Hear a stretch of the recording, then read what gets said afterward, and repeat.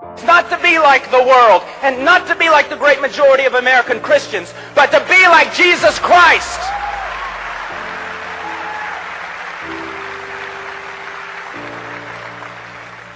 I don't know why you're clapping. I'm talking about you.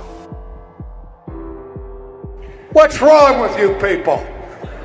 I'm serious. You can't say amen, you ought to say ouch.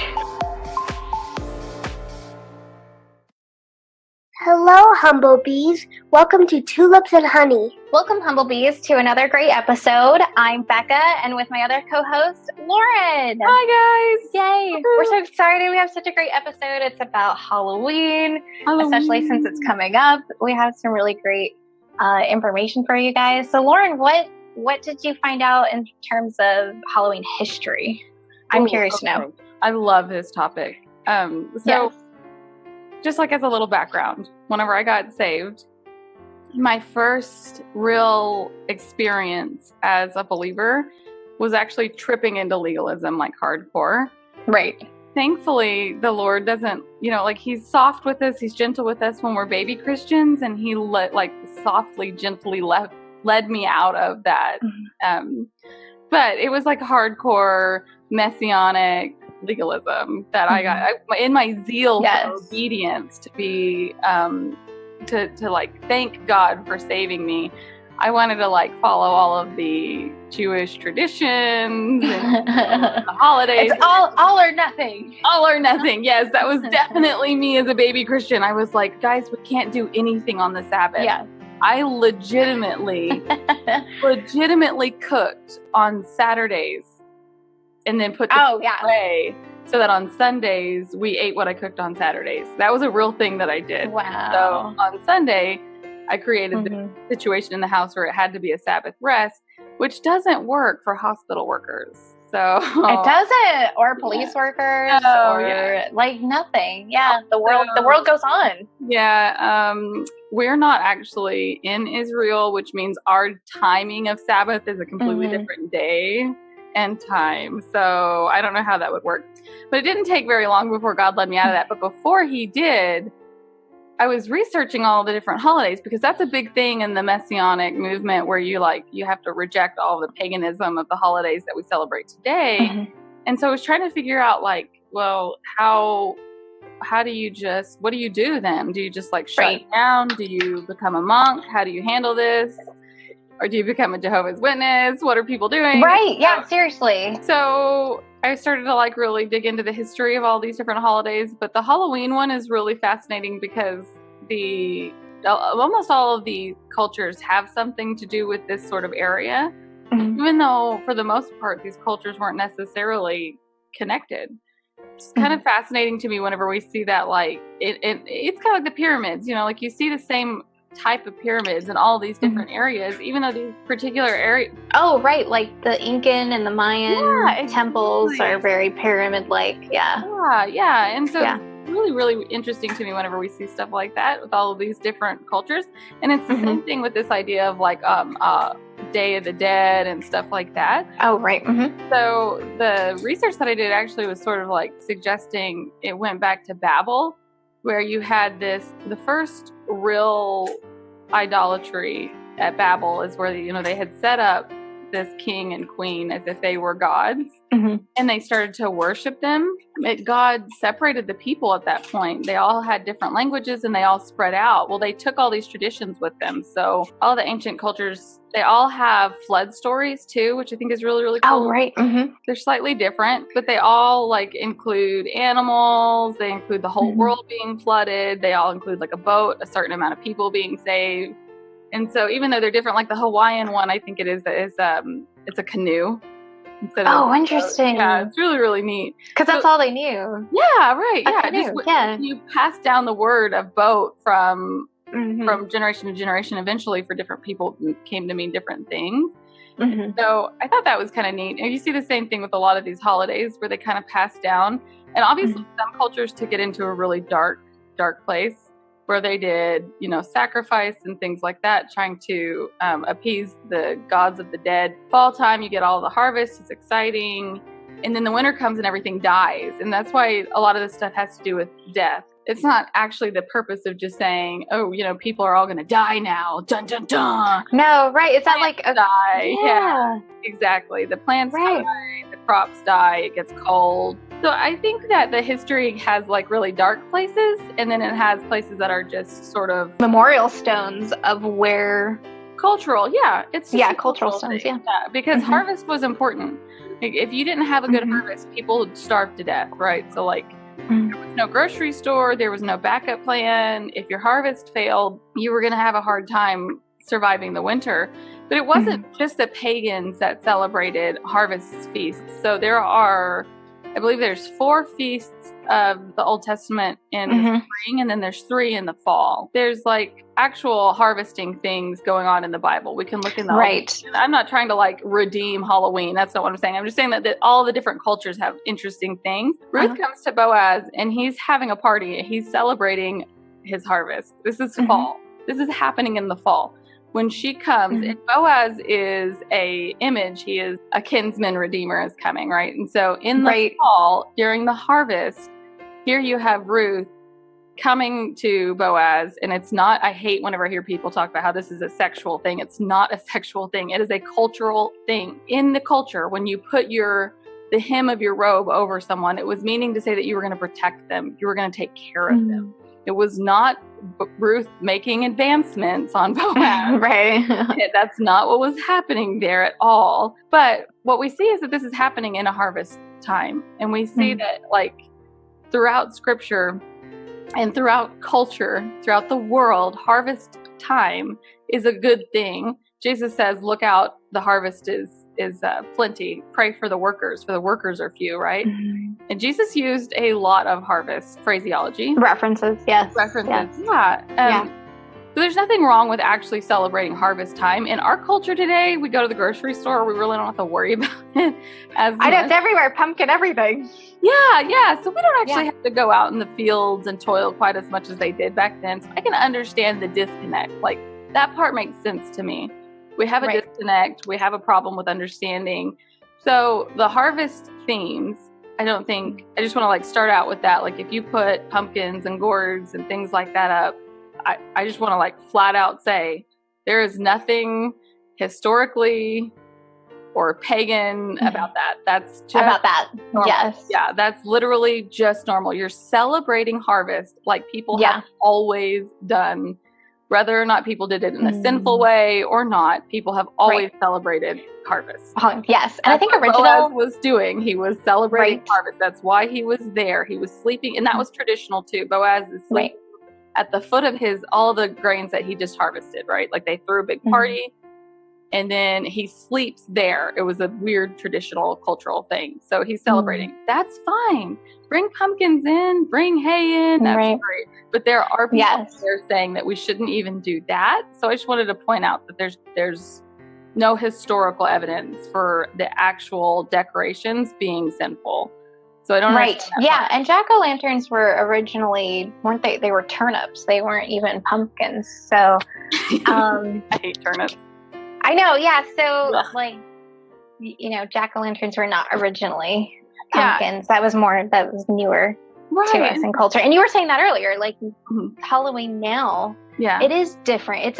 Context matters. Yeah. I don't know about you, but I grew up, we went trick-or-treating. Yeah. And we were a Christian family, and my mom, as we would be getting ready on Halloween day, which I still love because you smell pumpkins everywhere. Yes. I love that burning, like, pumpkin kind of smell. I remember that, and she would be helping us getting ready, and she would be telling us about the gospel, and she would be telling us about that we're not celebrating Halloween in that traditional like sense. We're just getting candy, and she actually gave out gospel tracts while my dad would take us trick-or-treating. So, and it's not, I don't think of I think of candy, I think of time with my family. Yeah. I don't think of it as like a spiritual horrible pagan holiday. Yeah. How about you? Right. And it's not the way that it's celebrated today anyways. So I do want to say that if you are, as a family, you feel uncomfortable with it and you don't, and you choose not to partake, I think that's great. Don't partake. I think that's totally fine. Yeah. We're not going to make any kind of law here saying people have to celebrate. or that Absolutely. people shouldn't celebrate. But the context of today is it's not a holiday celebrating Satan, and it's not a holiday celebrating witches. It's literally just a fun night for kiddos to go out, and you really don't ever meet your neighbors until this night of the It's true. Yeah. And I was just telling Lauren that I looked up a statistic about from 2016, 69% of Americans are celebrating Halloween. Yeah. So this is a really great harvest time. It is. To go Yeah. and you like share the gospel. And what are the kids doing? Like they're literally going out and harvesting candy. So it's kind of a cute way of, and I know that there are stories where it came from bad things, and there are stories where it came from good things. And so the history of it, because it came from every culture, you can pick the horrible ones and it'll look really, really bad. Or you can ignore the horrible ones and only pick the good ones and it'll look fine. But I think we need to take like a complete picture of it, that there were cultures that did really, really horrible things. There are cultures that didn't do horrible things. They just had weird superstitions. But we don't have to partake in the frightening parts of it. I personally don't. Since I got saved, I don't like the scary stuff. Right. The frightening masks, the scary dolls, all that stuff. But I have to be honest, before I got saved, I was all about that. I had a graveyard in my front yard. I had fog machines. I had like strobe lights. Like I literally, this was probably my favorite holiday decoration wise besides Christmas. I went all out. I had like 8 boxes of Halloween decorations to put out every year. Right. And so I did used to love the scary stuff. But once I got saved, the frightening stuff, just the idea of like hell is real. And hell is real. Is real. And so it wasn't funny or cute to me anymore after that. It's just like, ooh, no thanks. But I don't think that there's necessarily enough reason to completely and totally block it out. I think what your mom did is a great example. And I think that there are Christians out there who actually have decorations that are only designed to share the gospel. So they put, they compare everything like the only ghost in this house is the Holy Ghost. I've seen that. I love that. Or the dry bones, you know, and they use that as a way to tell the gospel that God will bring up these dry bones, and so I think that's a great opportunity. I don't think we should miss that opportunity, even if you're uncomfortable sharing. Right. And October 31st is a great day. It is a great day. It is a fantastic day. Yeah. It's my favorite day, actually. Like the fact, now that I'm reformed, I look forward to that every year. So I love that. I think we should be able to celebrate Reformation. And so instead of calling it a Halloween, I usually actually just tell everybody Happy Reformation Day. Yes. But I wouldn't say that to a secular person. So yeah, true. Yeah, I wouldn't make that distinction. But yeah, so October 31st, for some of you that may not know, this is the day where Martin Luther put the 95 Theses on the door of his local church, which has changed like media. I was like watching some documentary about it, and it was like it was the first time something went viral. He did not intend. Is that a good word, viral? Yes. Yes, that is exactly what happened. He had back no then. idea. Viral probably meant flu. Yeah, flu. Yeah. I know. I thought that. I was like, but context.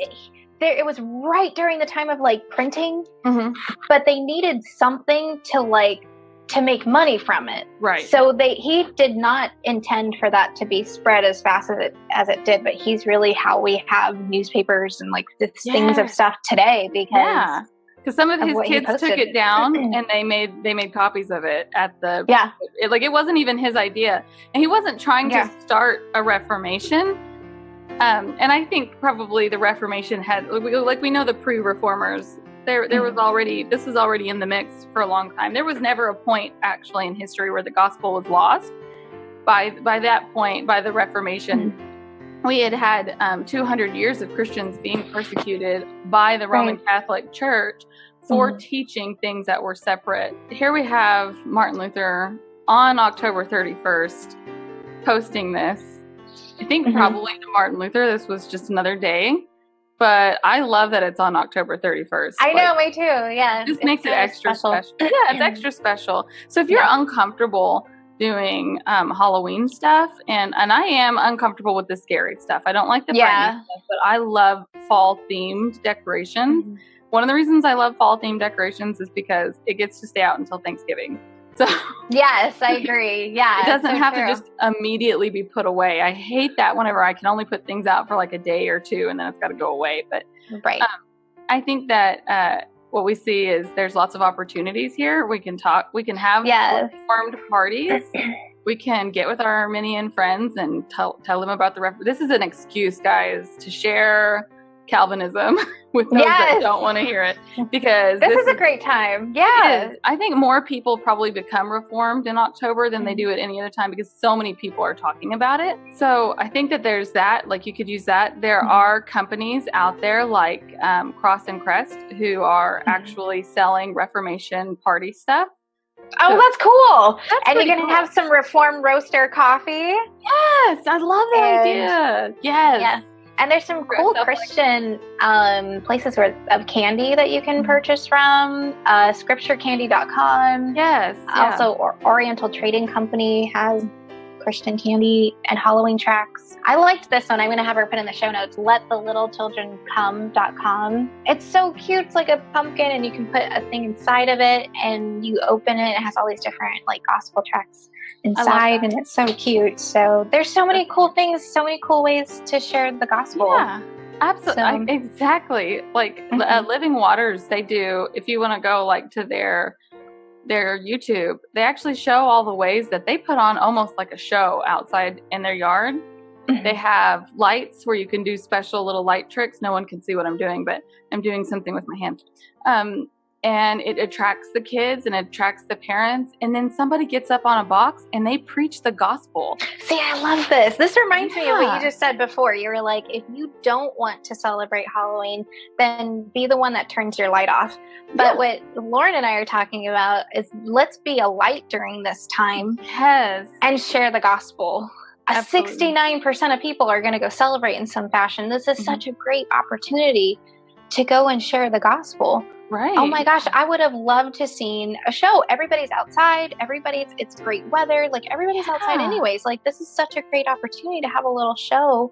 And the gospel and so many stories throughout the entire Bible. It's a great opportunity to do a little show. Yeah, it is. Or costumes. Like this is really cool. You could want to dress up as David or exactly. Yeah, if you're going to dress up and you don't want to dress up as anything wicked, there are biblical characters. I think it was last year, maybe the year before that. I can't exactly remember now. Where the church that we were at the time was doing for Vacation Bible Week. They were doing Answers in Genesis. They put out. Oh yes, they that put out so things. Cool. Oh, it's so neat. And one of the days we're dressed up in your favorite costume, and she immediately was like, "I want to be Queen Esther." So we put together Queen Esther. Yeah. Nice. So, and she was like, surely everybody wants us to dress up as biblical characters, Mommy. And I was like, absolutely, let's do it. But there are historical characters that you could dress up as too. You could be, please be Charles Spurgeon. You please, Spurgeon. Please send it to us. I will love to see that. I love that idea. Good beard.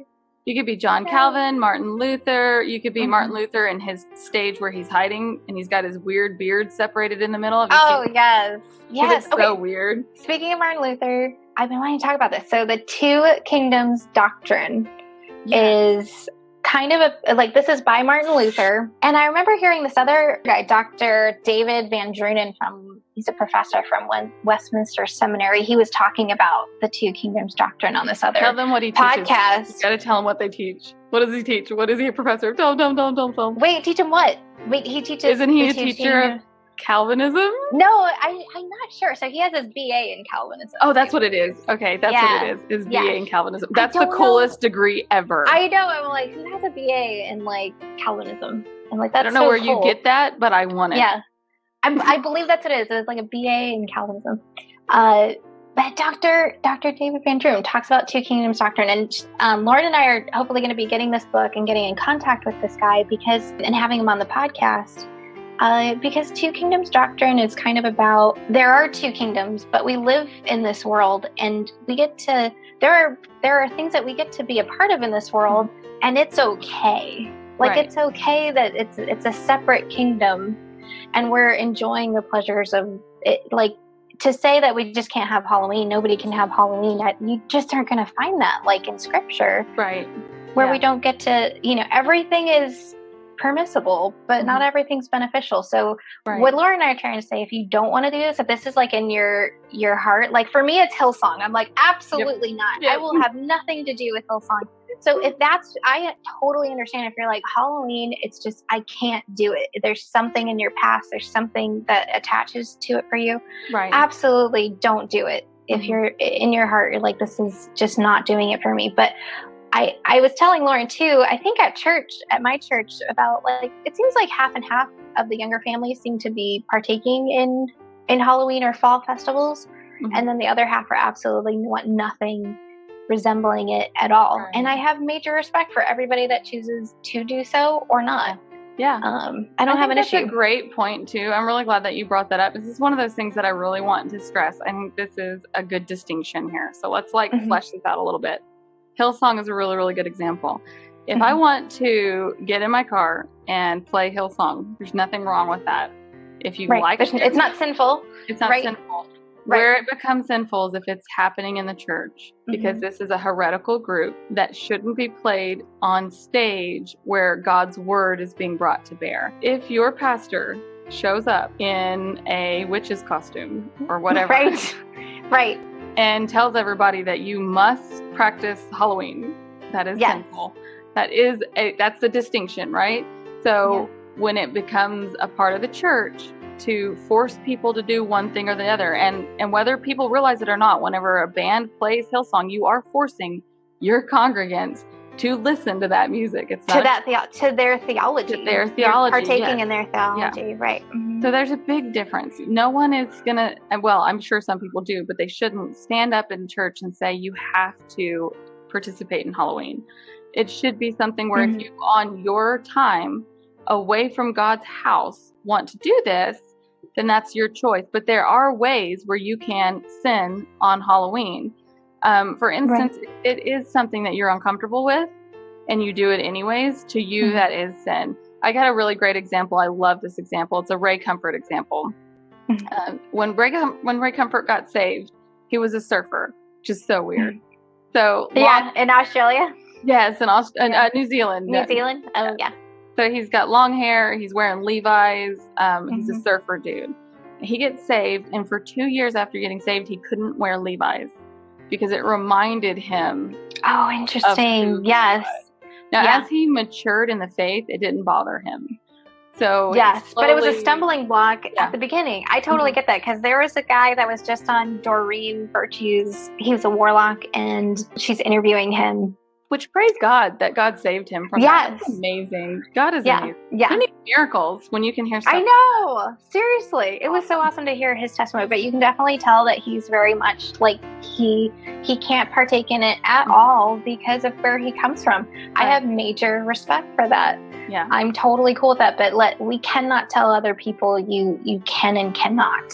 Right. Because I mean, again, no scripture for that. There's no scripture. Yeah. And Martin Luther, again, seriously, guys, you can go and Google Two Kingdoms doctrine, and it's Martin Luther and John Calvin. They've all written about these things. We're hoping to go on an episode to talk about this, to research it more.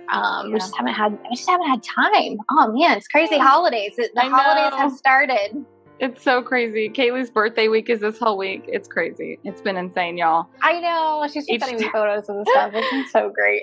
Each day she gets to torture me in different ways, so she's really having a blast with that. Today, she gets to pour an entire soda can over my head, and then she gets to make any food that she wants to make, and I have to eat it. Oh, was that today? That's today. She drew that out of the hat today. Yeah, it's drawing. She gets to draw from each day, something fun to do. Yesterday it was that I had to scooter on her scooter until I was exhausted, which I did. It was really fun. And then the day before that, she got to do my hair. So yeah, it's been interesting. Yeah, I know. You'll have to send us a picture, and like we'll have to do an article. Yeah, it's been a busy week. So I'm also has. packing right now because we're going to be moving at the end of October. So actually, like the day after Halloween, we're going to be moving. Yeah, it's so please crazy. pray for Lauren and her family as they move, and pray for traveling mercies and Please do, all that good because stuff. literally it has already dropped like 2 feet of snow where we're heading. No way. Okay. Especially if it's been snowing. So yes, this is a busy time for us. Yeah. And we're in like major school mode. You've got practicum, you got tests. You got I holidays. know. And then please pray for me guys too. My Yes, pain started coming back, and so I'm gonna go see a nurse practitioner to see about maybe changing my med or upping it, and then hopefully in the future I can get braces that should help. That might be in December. So they're lingual braces. So it's inside. So you won't even be able to I was see thinking them. of like a neck brace. No, yeah. On the inside. So most of the pain that I feel comes from like in my ears because your TMJ is right in front of it. Yeah. But then it like spreads through my neck and into my lower back. Like it feels like arthritis, like inflammation and very, it Does sucks. it cause your like equilibrium to Yes, it does. Unbalanced? Okay. I feel like I have to like lay down and it's, when it's like by your head, when you have a headache, it's just like, man, if it were my ankle or my elbow, it would be more in that area and I could maybe continue on through my day. But man, when it's like my head, it just disoriented, me enough to not feel like I can do anything. What are you you can't do anything. Like right after we dropped the suffering episode. Yeah. This started and I was like, I'm not even kidding you. This is how long it takes to get this stuff out of your head. My first thought was, oh no, we spoke it into existence. I know. Yeah, me too. Yeah. And then I had to repent of that thought. I was like, nope, that's not right. That is not right. God is working a perfect purpose in Becca. Yes. And this is an opportunity for me to pray for her and to love on her and to really be bringing her before the throne.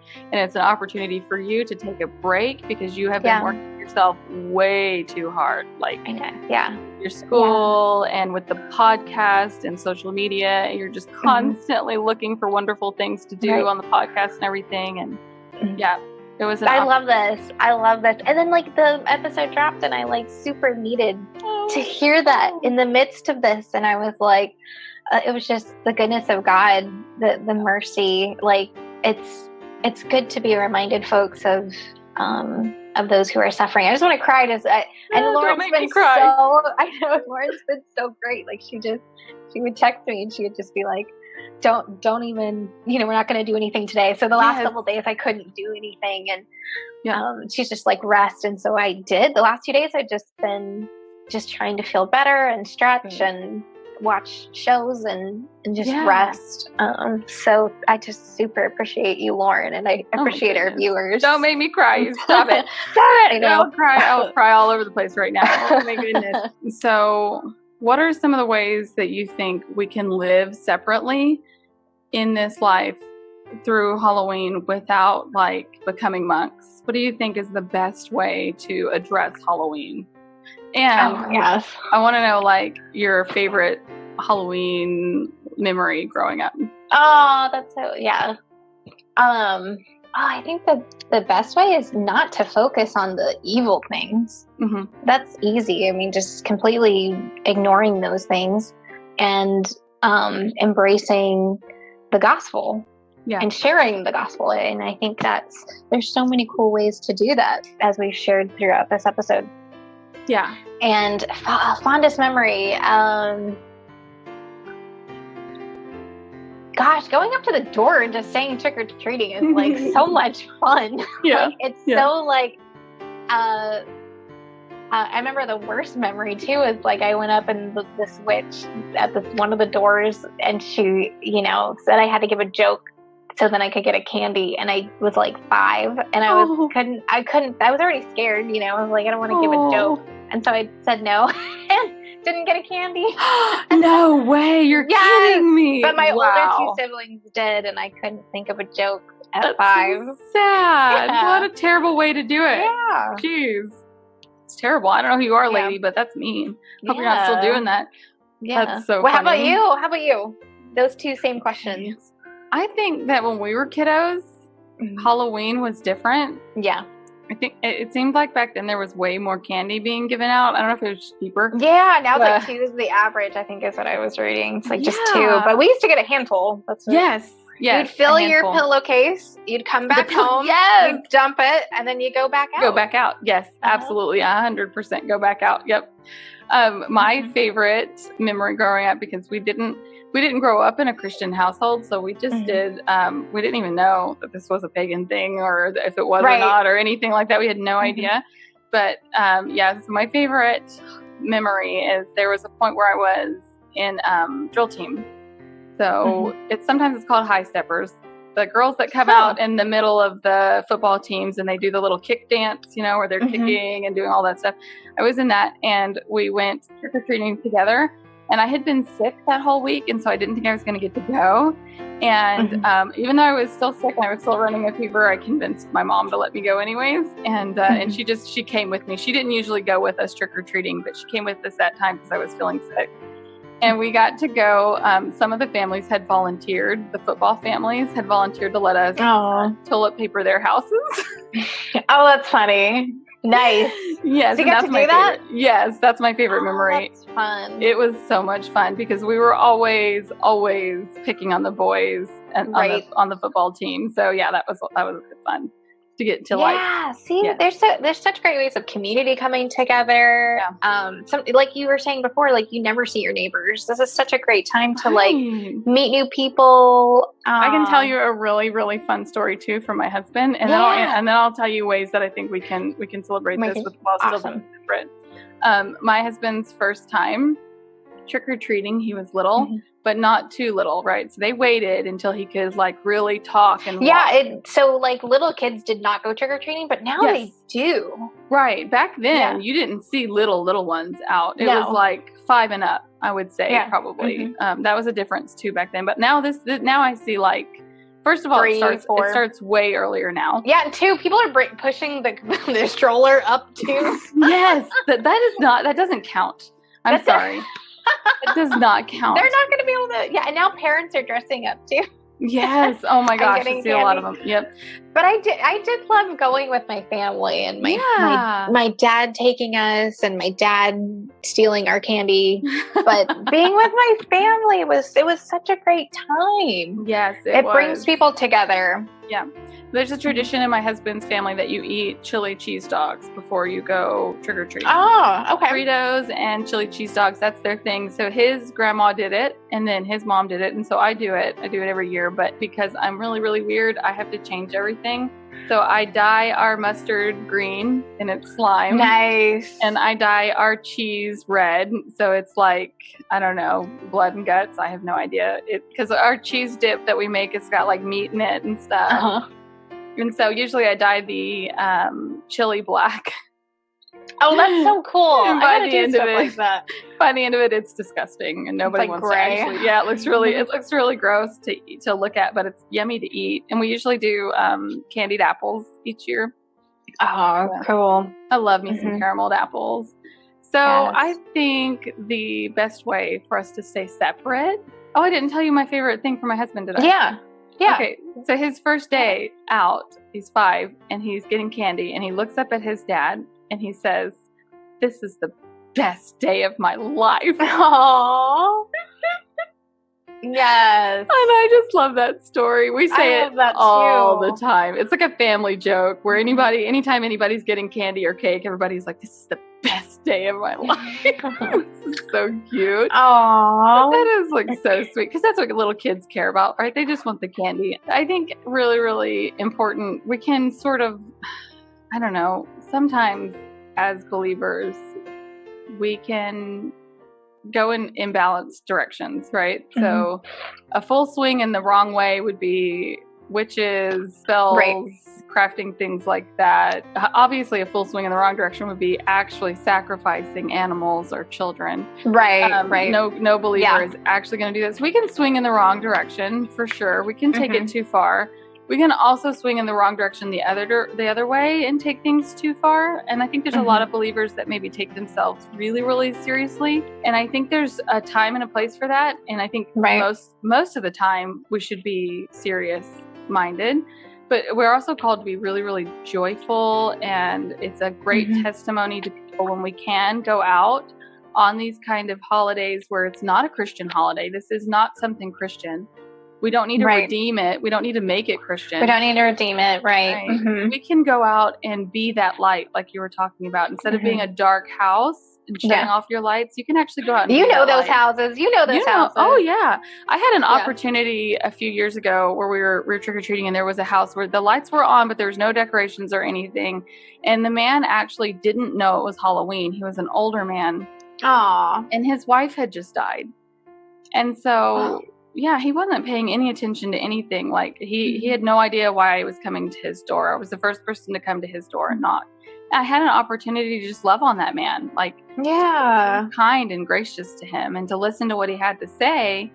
And I wish that I had known at that point that, you know, I could just go around with gospel tracts handing them to people. That's what we do now. We bring gospel tracts with us. But that's the way to be separate on days like Halloween. There's a lot of pagan holidays. Pretty much every day of your life, you're going to be around pagans. You're going to be around non-believers. When you go to the store, you're buying from non-believers. We're in this world, right? Like we're in it. We're not out of it. Right. Exactly. We're not of it, but we are in this world. So we need to take every day and use every minute of every day for the glory of God. And if to you are so disturbed by this holiday that you have to turn off the lights, then do that. Don't be convicted by me that you need to not do that. Do that. But if that's not you and you're trying to find your balance, use this for the glory of God. Pass out the gospel tracts like you were saying. Don't miss an opportunity to be that light.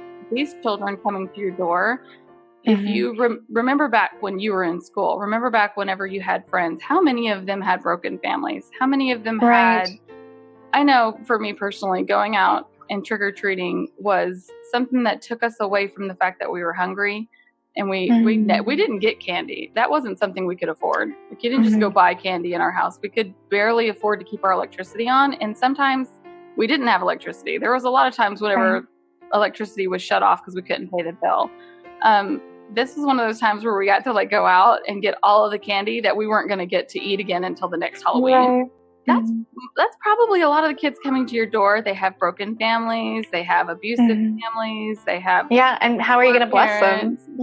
Be that light to those little children. That's also a great time to. I think I've seen some churches actually give out not only tracts, but like, hey, here's our church. Like, come visit us. Like a little brochure. Those are like, there's so many cool ways you can, or you could go hang out with your fellow brothers and sisters from church.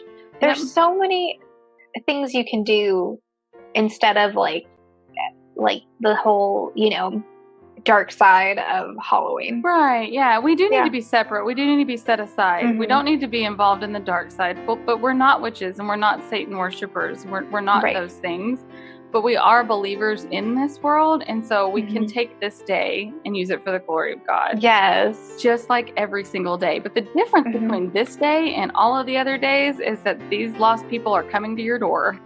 Yeah. And what are you going to do? They are coming to you. Yes. Yeah. Literally knocking on your door. Here's all 100 or 200 lost people coming to your door. Most of the time now they're coming with their families. Like it used to be that we ran around without our parents, right? Like it used to be that as soon as the sun would go down, you just took off.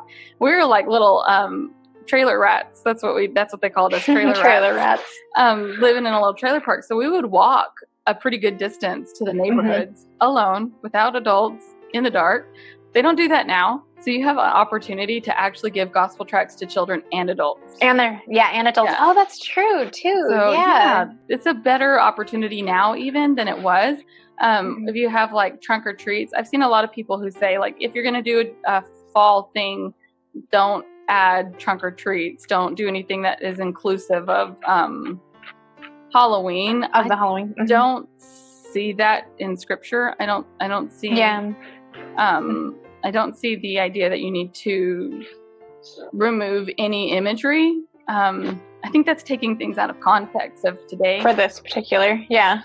Yeah. I think if you're going to do a trunk or treat, the purpose of a trunk or treat is actually to avoid kids getting poison or right. Dangerous candy. And that reminds me, I think, tell me if I'm wrong, that hospitals will x-ray Oh, I forgot to check your, at least, I don't know if all hospitals do that, but I remember a local hospital was like offering to x-ray candy for free. So if you're like concerned. Idea.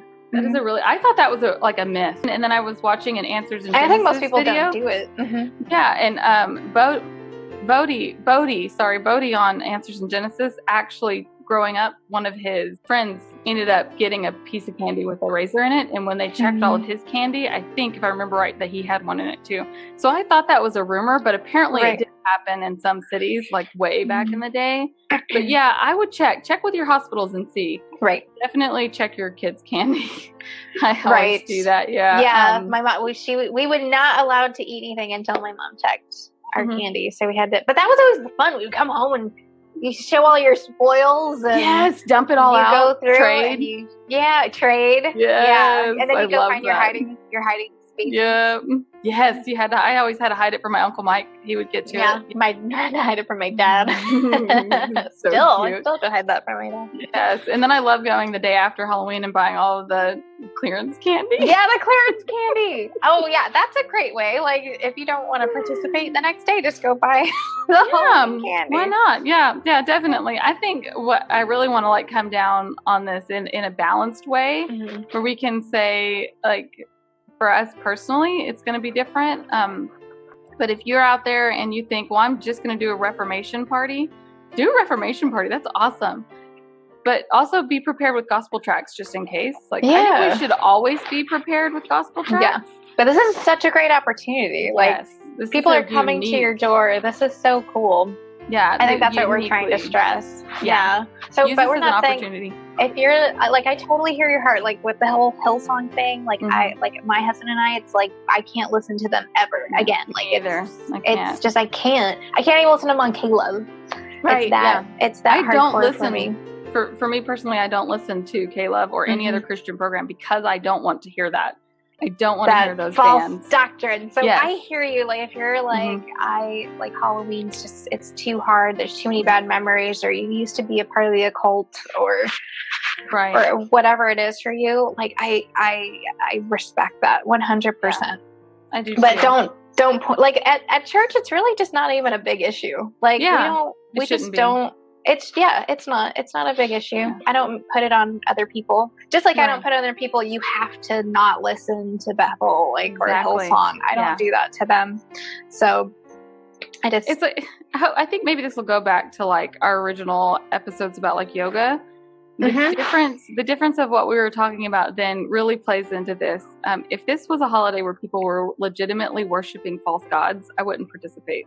Right? Right. I would say no, don't do yoga, because those poses are legitimately worshiping false gods. But this isn't that. It's kind of like the difference between yoga and chiropractor stuff. There's nothing in the history of chiropractors that was showing actual idol worship, whereas for yoga, that's all it was. It was created for that reason. There are cultures that used days like this to sacrifice to their gods. There are other cultures that didn't. And so this is one of those unique amalgamations of all these different cultures together. And so it's unique. We have to take it in its context. So I think if you don't like it and you feel uncomfortable, don't do it. Totally get that. Yeah, we wanted to talk about it so they can make their own decision and have peace with it. Yeah. Yeah. That's our situation. Go on. Because we don't want to be here going, you can or cannot. Right. That's really not our place. That's not our place. Yeah, that's not my business. That's none of my business. That's none of my business. And you can send all of the hate mail for this one to Becca. And she'll forward it to her husband. Oh, I do have a funny question too. Oh, you do? Oh, good. I do. Well, it's not funny, but okay. So, so we're still on that whole the two kingdom doctrines, and sometime we'll do a future episode about it, because they even mention about reading Harry Potter. So we'll probably have people listening that do or don't agree reading it. I do enjoy reading it. I do. But I've been on that line of like, I've bought it so many times. I've actually never finished it because I would always be convicted or something. Like I would always feel terrible. So I bought it so many times, but I would like to buy them again and read them again. It got an entire generation of kids to read back in the 90s and early 2000s. Now they're saying it's sinking again. Kids aren't reading as much. So I'm like praying for another revolution of reading. Right. Yeah. Because people aren't reading enough.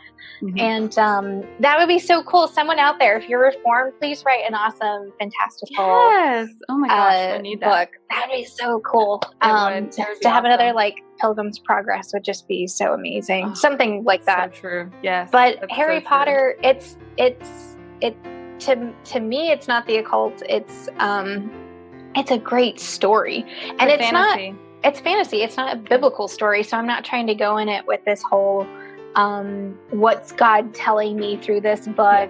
We're not redeeming Harry Potter. Yeah, we're not redeeming it, but it's something I enjoy. So I think that's ultimately what we're trying to let people know, that everything is permissible, but not everything is beneficial, like it says in scripture. So be mindful with that. Let's not be a stumbling block to other people about those things. If that's a stumbling block for you, let it be for you, but don't make it for someone else. Yeah, like the Levi pants. Yeah, like never made other people not wear Levi pants. So yes. That's where the Two Kingdom thing is really fascinating. And that I didn't understand that. And you sent me that Theology Gals where they were talking about that. It really helped me understand that, with Lord of the Rings, Narnia. But it's a story. It's a story. It is a story. Yeah. It's not actually based on the reality of the occult. The reality of the occult is really dark. It's not, you're not going to get good versus evil in that kind of a thing. If somebody wanted to write a story about the occult, I don't think that any little kid would enjoy it. So these stories, they're using silly Latin words, kind of twisted around, and it's not actually what I thought it was, which was this must be how witchcraft actually is. Yes. So. Yeah. Yeah. And I think J.K. Rowling even makes fun of divination. The divination teacher, she cracks at her all the time, makes jokes about in the books. She's she knows that it's a story. Why can't we share a story? So that we'll dive into that next time, or hopefully coming up soon. I'm really interested. I haven't gotten the book yet. That's by Dr.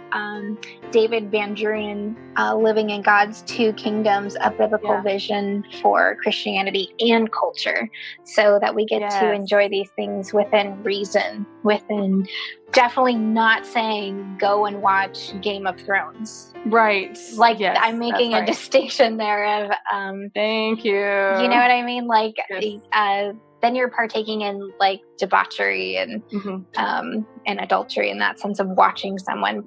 I won't even go into that. There is a point where you are not sinning and that it's okay. And their difference is stark. It's clear. It's obvious. This is not a gray area. I don't know why people act like it is. It's not.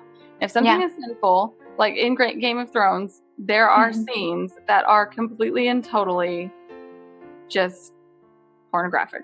That's all it is. Straight up. They are legitimately having that's intercourse. All it is. Yeah. You should obviously not be watching that. And I think when you understand the text, they have an actual video about that recently that they just posted. So, because Game of Thrones was the number one show and in the world. Right. So that's kind of, and it's interesting because right before it was Downton Abbey was one of the biggest shows in the world. Yeah. And then you go right into Game of Thrones as the biggest. My gosh. And it's such a huge difference. Different. Yeah, it is. That's an obvious thing though. I feel like anyone who wants to say, well, this isn't very clear cut. It actually is. If there's a show that makes you uncomfortable to watch, just don't watch it. Just don't watch it. Yeah. But if there's a show with actual sin being portrayed like that, like Game of Thrones, we know we're not supposed to watch that, guys. Yes, you know that. Use wisdom, use discernment. Yeah. But there are some great things in this world that we get to enjoy. Yeah. And there's other shows. There's other shows. There's other books. There's other stuff. There's good stories out there. There's Pixar is coming out with a new Onward. I don't know if you've seen the trailer for it. No. It looks so cute. Serious? And it's about mythical creatures. And that's kind cute. of like why I'm asking about it, because my question for you. But the movie, it looks so cute. It's a future I can't wait to see it. of these mythical creatures that no longer kind of partake in their mythical ways. They've turned in like us, like humans. Yeah. Okay. But they don't know that their ancient self could it's really kind of cute. I love Pixar. So my question for you is kind of sorry, that was like a huge long roundabout. No, I'm glad that you did though. I there. really think there's an obvious difference if you compare Harry Potter to 50 Shades of Grey. Yes. That's a difference, right? I remember someone told me about it. Even when they were telling me about it, I wanted to throw up. Yes, 50 Shades of Grey. I'm 100%. like, that's not like Twilight. It's not like, which is funny because it takes Twilight. Yep. And it basically just sexualizes it. And it's fan fiction. She even mentions that. I don't even know how she gets away without the copyright, because she took Twilight and created 50 Shades of Grey. Yeah. I hope people understand that. I really hope people who think that 50 Shades of Grey is this really awesome. It's not. No. It's a fan book. It's a fan book. She took Twilight. Gross. Yeah. It's really gross. Because the Twilight books, they're children. They're kids. They're teenagers. So this grown woman made a novel taking roles that children were playing and making it into something perverted. Yes. That is what you're reading and watching. So that's the one thing that obviously it's wrong anyways, but to me that part is so gross. How on earth did somebody think that was okay? These are literally kiddos in high school. Right. Yeah, and you're going to put them in a novel like that? Ew, gross. Yeah. Nope. And we're so God has made us creative too. And Reformed believers, I'm just praying that people just start writing awesome books and good Christian books that we can all, books are just so great. It's a great time to come together. It helps children feel more safe, more secure, helps them grow in their language. Having a very rich word language is just so great for kids. Such a really helpful for reading. Okay, when we're done recording, I have to tell you about my idea for a teen kind of reformed book. Tell you about it. Okay, after. I can't tell you about it live. Yes. Ha ha ha ha. Yay. Okay, so what's your awesome question? So, what mythical creature or character would improve this world? Ooh, I like that. That is a cool question. Yeah. What do you think? Hobbits. Oh, that's such a great answer. That's so great. I was going to say Pegasus or something. Oh, that's an awesome one too. That's a really, really good one. Yeah. Okay. But hobbits are so, seriously, they're the most humble people. Yeah. Middle Earth. Right. Yes. I have to agree. I love the, I read all the Lord of the Rings books, but my favorite is actually The Hobbit. And so, I totally went nuts over the Hobbit trilogy that they did. I don't even know how he turned that small book into 3 whole movies, but he did a great job because it's a small book. It's not all that big, but I have one issue with it. He did not take the elves the dwarves and put them in their colors that he had in the book. Because the colors were so cool. If one was blue, his beard was blue, his whole hair, he was a blue dwarf, and I'm so sad they didn't take that. I wonder why he didn't. Yeah, I liked but I love Lord of the Rings and the Hobbits. Oh my gosh, that's such a perfect answer. I like yours too, though. It'd be kind of cool to fly around. Yeah, if you had because a unicorn couldn't do anything. What? No. I mean, they would be cool to see, stab people. But it would stab. Yeah, it would just be a hazard to society. Yes, I mean we have narwhals, guys. Come on, we don't really need unicorns. Narwhals are the thing. Yeah, we don't narwhals swimming in the ocean. Sorry, I'm done. I'm sorry. Isn't he's an elf too, Mr. Narwhal? No, have you seen a narwhal? I've never seen one. Let me get you a picture. It's a real animal. It's a real creature. I did not know this. Oh my gosh, this is exciting. If you are listening and you have never seen a narwhal, I guess I'm probably pronouncing it wrong. You need to stop the video and Google it right now because this is That's narwhal. What a danger to society. It's a whale with a unicorn horn. It is. It's huge. It is. It's very, very long. Yeah. Oh, yeah. No unicorns. I would just. They like sword fight too. See, they sword Do fight. Yeah. That is really Their cool. horns. So that brings me to my fun question for you, which is not going to be as fun as yours because yours was really awesome. Oh, wow. Yay. So do you have, like, in your family, is there a recipe, like a special cooking thing that you do for Halloween? For Halloween, What do y'all have for dinner? Because, I mean, you've got to go out and trick or treat. So what do you eat? that's true. So we never had a tradition of what we ate on Halloween.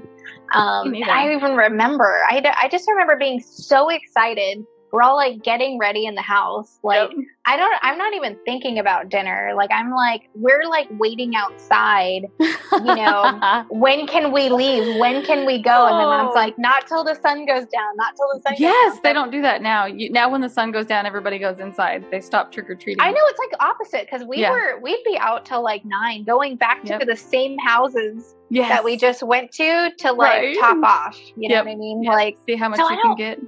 I'm trying to think. I think something we usually did, was make those popcorn Oh, like balls. yeah. I think we okay. did that a few times. That's fun. What was your first costume? Oh gosh, I'm trying to recall. I think so. I didn't go trick or treating, but I was a pumpkin. I was the cutest little pumpkin. I have a That's picture so of it. I'll have to cute. like send that to you. Yeah, somewhere. send me that. That Yeah. was cute. How about you? Well, you guys make. I was a bumblebee. You were Or a Bumblebee? ladybug. Was your first one? Ladybug or bumblebee, something like that. Something easy to make, you know, like Right, cardboard wings yes. and stuff. I can't remember Yeah. now. It was But I one do of have those. I do have a favorite thing that I make with my mom every year. Not Okay. for Halloween, but for Christmas and Thanksgiving. We make fudge. Oh, yum. And the first year I got married, I just couldn't do it my first year because I had moved away. And Yeah. I'm like, I always make it with my mom. So, but the second year I decided I tried and I could actually do it. Like, cause there's like with fudge, there's confectionery and there's like, you have to do it to a T and it's science and it's like, Can't Yeah. be humid, can't be raining. Mhm. If you make that stuff, like, it'll ruin it all. Yeah. It's true though. Yeah, you So have to weird. be so careful and temperatures Yeah. have to be perfect. And I'm on the phone with her, like, how do you? Why does it look this weird? part? Like Yeah, this? Yeah. But it came out okay. But it's my Aw. favorite thing. I still to this day, like, I'm like, okay, So we're gonna make the cool. fudge together. Now you'll have to go and tell her it's time to make fudge early because I know, talked yeah. about it and it sounds amazing. I like it when I like fudge as long as it has like walnuts or pecans or something in it. I You can't will just like eat this it plain. fudge. No, you What will is like it? this I fudge. don't know. It's just chocolate fudge. Is it? Okay. And it's okay. like a recipe from like my mom got it from this lady from church like back in the 80s. Whoa. And I took like okay. photos of it because it's so good and it's just and no other fudge, like when I taste other people's fudge, I'm like, nope, Doesn't taste right. it just doesn't. Yeah, I'm like, no, this isn't fudge. And I'll bring them a sample and they'll be like, yep. Oh, that's so Yeah. funny. You're so cute. I want some. You can bring me Yeah. a sample. I'll wait. I'll put some ice in the package and I'll send you some. There you go. I can see my mailman now getting really, really mad at me. What is happening with you? Why do you always have weird things being sent I to you? know. I don't know. Yeah, what about you Sorry. guys? Do you make anything with Kaylee on Halloween or Christmas or Thanksgiving that's like weird, Oh, odd? yeah. Not odd? Maybe not odd? Yes. Well, besides the slime stuff, yes. So I'm trying to think because usually I try to do a new recipe each year. It's really, really important to try new things. Oh, a new one. Yeah. Especially for Thanksgiving. Like I know we're gonna do a whole Thanksgiving episode and stuff, but like we tried Danish hens Ooh. instead of a turkey. Anyway, so we like to try new recipes, but we always do the candied apples, the caramel apples actually. And then I try after the fact with all of the extra candy to like make something fun with that. Like if you can keep your candy to make cookies with it, you can chop them all up, put them in your cookie dough. Oh, make really yummy stuff. that's a good idea. Brownies, you can add it to all of your brownies if you have too much stuff. So we try to do stuff like that. Yeah. But the most important thing is we always have to do the chili cheese dogs with the Fritos. It's like his With the family Fritos. thing. That's awesome. We didn't have traditions growing up like that at all. There was nothing like that. We didn't do. Yeah. I mean, it was all about filling your pillowcase. Your pillowcase. Nothing else mattered. Like you filled that pillowcase. If you had a second costume, you threw that on and you went back at it. No one. Yeah, if you had a second one, that's so true. Yeah, if you change really quick or change your hat or like whatever, they have no idea. Sometimes you get those stares. We did not care. We did not discriminate. We would go back out. We would go out till 9. Yeah, it's usually done by like 7 now. I'm like, oh yeah, these kids don't know. They have no idea. I remember one time we were walking home from school on a Halloween day. So it was like 4:30, and there was this lady whose yard was really decked out. It looked really, really impressive. And so we were like, let's just knock and see if she'll give us candy early. And we went up there. We're not in costume or anything because we just came from school. And we knocked on the door, and then we chickened out. We ran away. We were like, oh no, why did we do this? And we started to run away, and she opened the door, and she's like, where are you guys going? I've got candy for you. So we came back, and she had bags full for everybody. Not like 1 or 2 pieces, whole bags full. Cool. So here we're walking home with our, like, we're terrified. I don't know why we were scared, but we were. And she gave us candy anyway. She was like, y'all are so cute. What y'all a blessing. come back in costume, and I'll give you more. That is the heart of a generous giver. Yes, like the more you give, the more you get in terms of in heaven, people. Yep. And I loved those houses that would give out like silver dollars or giant candy bars. Yeah, there was always at least one house where they would, instead of giving out candy, they'd give all the kids silver dollars, and that was the house. Cool. That was a really cool house. Or like the full candy bars. There's always a house with full candy bars. Did some people give you homemade stuff? Sometimes we would get the homemade stuff and we'd be like, nope, we'd way throw back it away. when, My mom. yeah. Nowadays, I don't see that anymore. Yeah, you don't see it. There was one that like, I don't know how true this was. It was a couple of years back. It was like the salad. They were like snack size salad. Yeah, by Dole or something like that. And they were, someone was like, this is a fail. This is the worst idea ever. No child. Now the parents, they'll probably eat that salad, guys. But the child is not going to eat your weird salad. You just wasted all that money. You can't leave salad out for like. Ooh, yes, that's true. Like if you're in a cold region, I guess that makes sense. But that's weird. I don't. That is so give out weird. Carrots. If you're going to be one of those people, I don't know. Just turn your lights off. Just turn your lights off. Stop it. Stop it.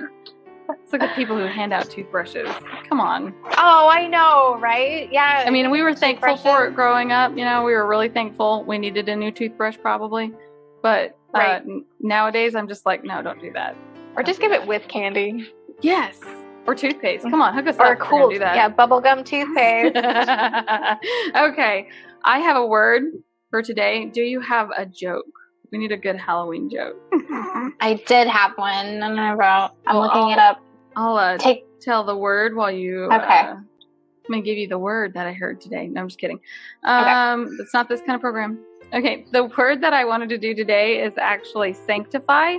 And the reason I wanted to do sanctify is because we're talking a lot about separation, right? So like, how separate are we supposed to be? We're in this world. We're not of this world. And so the sanctification is actually how we become separate, how we become different. Like God is sanctifying us slowly. And so I thought this would be a really good word for this program because we're deciding whether or not this is a holiday we want to be a part of and how can we use this for the glory of God. So sanctify has its origin in Latin, like most words in the English language. It comes from sanctus. It eventually became sanctificare. That's really weird. Like you can hear the word saint in it too. I think it's really interesting. It changed with the Old French, like sanctifier, and eventually became like in late Middle English became sanctify, like we hear today. But the root word is holy, which I think is really, really cool. So it means to consecrate, right? To set aside, to set apart, to sanctify. The act or fact of being made holy is sanctification. So that is really, really cool. I think sanctificationem, an old version of a noun for it. So yeah, to sanctify, that's awesome. To be made holy. Yeah. So that's what God's doing in us. He's making us holy. That's why we don't sacrifice animals or children to pagan gods, because God has changed us on the inside. We've got new desires, and our new desire is now to reach others with the gospel. So we've become sanctified. It's a gift from God. And you have pagans coming to your door, folks. Give them gospel tracts. Lots of them. And gospel candy. Gospel Scripture candy. Yes. Scripturecandy.com. Okay. Yes. And I have a funny question. Ooh, okay. What do you call a fat pumpkin? A fat pumpkin. Mm-hmm. This Fat is so cute. pumpkin. What? I want to know. A plumpkin. A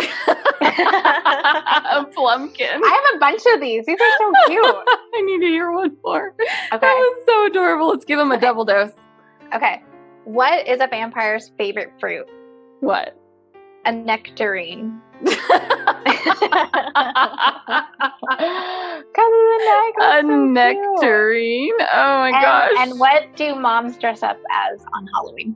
What? Mummies. Mummies. I'm gonna do that this year.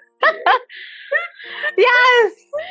Oh my gosh, that is so cute. You're Those are welcome, cute listeners. You're welcome, Humblebees. Yes. Now you have fun jokes. Use these fun jokes too. This is a really, really great way of introducing the gospel when you're evangelizing on Halloween. If you decide to do that, use some of these fun jokes. It will open people up to talk to you, make them more comfortable. And then you can give them gospel tracts and share the gospel with them. Use every opportunity that you can. We don't cross the line into sinning. We're not going to go and sacrifice cats and then tell people about the gospel. It's not what we're saying. We want to be separate, sanctified. But yeah, jokes. Jokes are a really good way. Send us your picture too of like you on Halloween with your family or. Oh, that's great. It's a good we would idea. love that. Yes, definitely. And let us know what you think. What are you going to be doing? Are you turning your lights off? Are you sharing the gospel? Are you going to have a Reformation party? We want to know. Let us know. Super cool. And also, please remember to be in prayer for Becca. Make sure that we continue to lift her up. Thank you. Lift up Iris in your prayers. And remember also, listeners, if you have things you want us to pray for, send it in. We want to pray for you. If you have things that you want on the mega list or funny jokes or words, let us know. Words. We want to know. Just let us know all the things that you've got. We want all of them. Yeah, send it to us. We love it. Yep, we're on social media. You can find us on Twitter, Instagram, Facebook. I'm having an issue with Facebook, guys. They are giving me a really, really hard time, but we are going to be changing the name, hopefully, eventually, to our Facebook page, the Tulips and Honey Hub. They don't want to do it. They keep telling me that it's against the rules because I'm changing the subject. And I keep telling them, I'm not. Right. Pray for that, guys. Yes. But so, yeah, we're all over social media. Our website, 5solas.online. You can reach us there as your contact page. And don't forget to like, subscribe, comment, and share because that helps us get the word out about our super awesome podcast. We launched a new podcast in the Hub. It's the Aquila and Priscilla Hour. If you haven't gotten to hear that yet, it's awesome.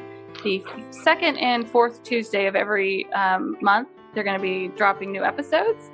So that is super awesome. We've got some other stuff in the works for the Hub. If you're interested in podcasting and you want to talk to us about podcasting with us through the Hub, let us know. I think that's all the updates that I have. Yeah, that's it. That's it for this one, I think. I think we're good. Yeah, we covered everything. Yeah. Okay, y'all have a very safe and happy Halloween. Woo! Bye, Humblebees. Bye, Humblebees. Thanks for listening, Humblebees. This is Tulips and Honey. Over and out. I think that diamond still needs a little more polish. Yeah.